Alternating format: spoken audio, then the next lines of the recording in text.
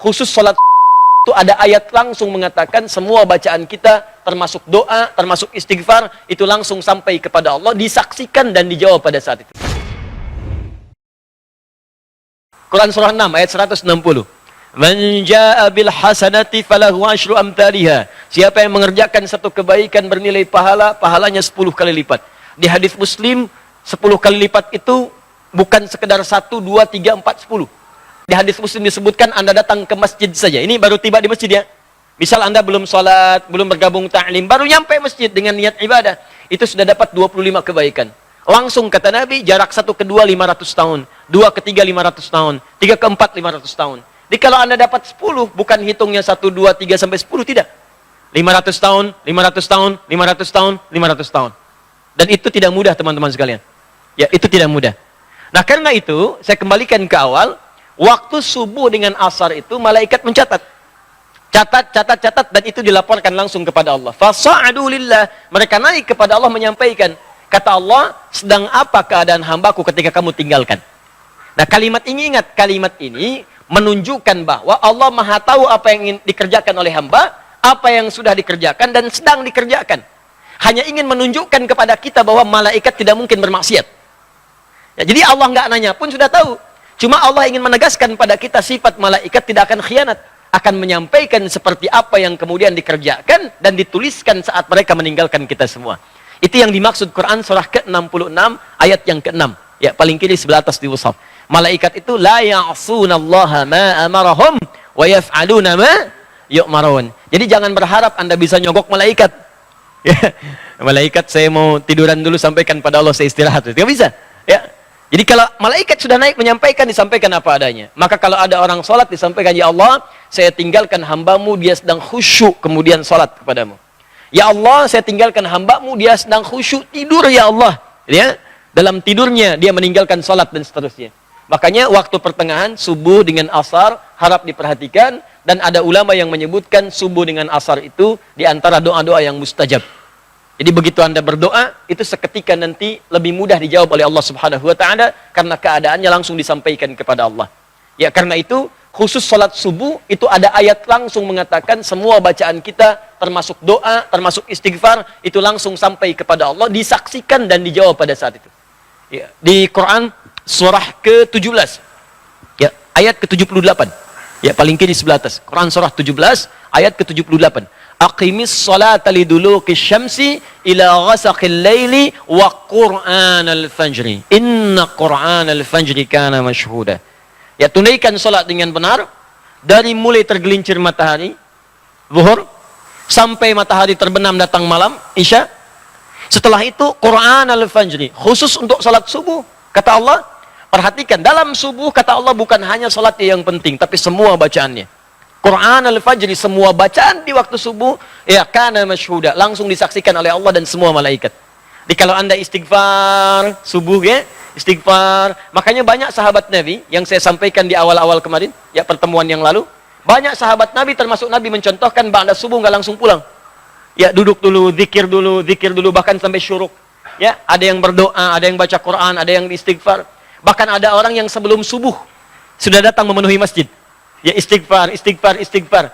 Waktu sebelum subuh itu disebut dalam bahasa Arab dengan sahar namanya. Sahar.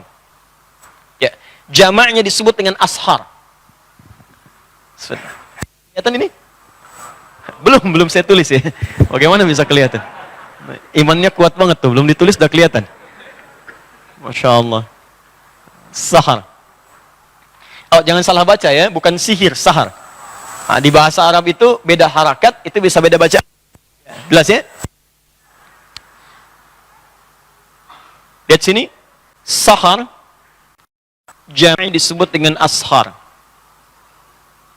Ashar. Ini waktu singkat menjelang fajar. Kalau misalnya fajar, sekarang subuhnya, misal 4.37. Sekitar 15 sampai 30 menit sebelum fajar. Ya. Bisa dari jam 4.07. Jam 4.15 itu disebut dengan waktu sahar namanya. Ini. Jamaknya disebut dengan ashar. Nah, dalam Al-Quran disebutkan ada kebiasaan penghuni surga itu yang sering istighfar di waktu sahar. Jadi kalau Anda ingin lihat ahli surga yang sedang beraktivitas di bumi, di antaranya kata Quran, lihat nih orang-orang ini yang sedang istighfar di waktu sahar menjelang subuh dan setelah tahajud. Jadi orang ini tahajud, selesai tahajud dia zikir, astagfirullah, astagfirullah, astagfirullah. Ada zikirnya Nabi Yunus, la ilaha illa anta subhanaka inni kuntu minadh dhalimin. Ada zikirnya Nabi Adam, Rabbana zalamna anfusana wa illam taghfir lana wa tarhamna lanakunanna minal khasirin. Ya. Ada zikirnya Nabi Muhammad sallallahu alaihi wasallam, ya, astagfirullah, astagfirullah, astagfirullah. Allahumma antas salam, minkas salam, tabarakta ya dzal jalali wal ikram, la ilaha illallah wa la syarika lah, lahul mulku wal hamdu wa huwa ala kulli syai'in qadir. Hadis Muslim nomor hadis 571 sampai 573. Intinya istighfar. Astagfirullah, astagfirullah, astagfirullah. Itu diabadikan di Quran di dua surah, di dua ayat berbeda. Satu Quran surah ke-51 ayat 18. Paling kanan pertengahan di mushaf. Nah, ini disebut ahli surga yang tinggalnya di surga spesial, di taman surga. Itu kebiasaannya di bumi sering istighfar di waktu sahar. Wabil asharihum yastaghfirun. Menjelang fajar mereka banyak istighfar kepada Allah. Ya, Anda bayangkan, saking paham mereka dengan waktu fajar, mereka nggak pengen terlambat. Sebelum fajar sudah datang. Nah, ini bedanya. Ya, maaf ya, saya ilustrasikan begini nih. Kalau ada pembagian sembako, ya, plus dengan uang satu amplopnya 500.000, langsung di masjid ini, pada jam 4.37. Pertanyaan saya, Anda datang jam berapa ke sini? Jam 3, jam 2. Demi Allah saya katakan, nginep. Tadi sehari sebelumnya. Ya kan? Nah, ini ada pembagian ampunan dari Allah. Kenapa nggak dikejar? Ada barakah, ada rahmat, ada pengabulan doa, ada penghapusan dosa. Ya, kan yang paling tinggi permintaan itu dalam Quran dan hadis. Yang paling tinggi permintaan, kalau Allah sayang pada seorang hamba, yang diberikan bukan dunia, tapi yang diberikan ampunan dari semua dosa.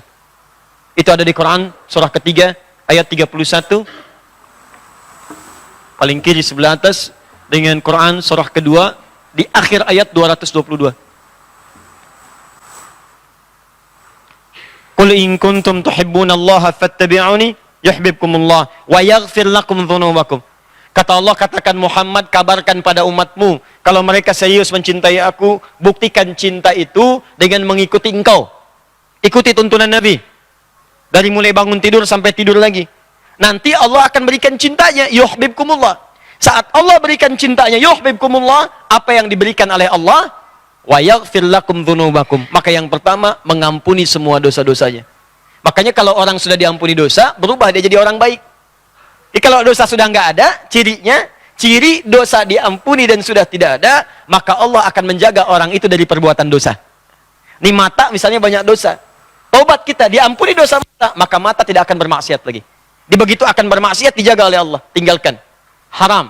Tinggalkan. Suara hati kita muncul. Disebut burhan namanya. Ya. Tangan pernah berbuat dosa, taubat, nggak akan berbuat maksiat lagi, dijaga oleh Allah. Ya, maka muncul penjagaan Allah dalam dirinya. Itu yang disebut dengan wa yaghfir lakum dzunubakum.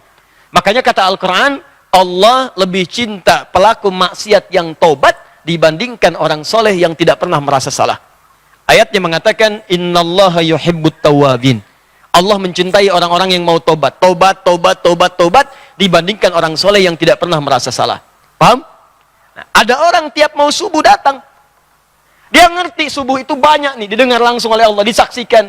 Nggak mau terlambat, kayak tadi, sembako di 4.37, nginep dari malam. Ada orang ingin mendapatkan ampunan Allah, dari sejak malam datang, tahajud, sholat. Bahkan saking pengennya mendapat ampunan, sholatnya serius. Mencontoh Nabi, 1 rakaat sampai 100 ayat. Ya, ada yang 200 ayat, Masya Allah. Ada yang ayatnya aja gitu kan. Terus bacakan. Begitu datang sahar, astagfirullah, astagfirullah. Nikmat, astagfirullah. Hadis qudsi mengatakan, begitu orang ini mengatakan astagfirullah, man istaghfara liya ghafartu lahu. Ghafartu lahu, maka aku akan ampuni semua dosa-dosanya pada saat itu. Itulah sahar.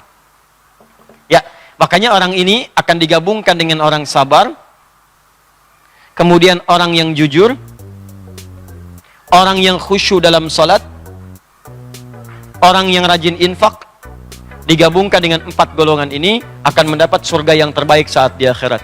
Itu ada di Quran surah ketiga ayat 17. Paling kiri sebelah atas di mushaf.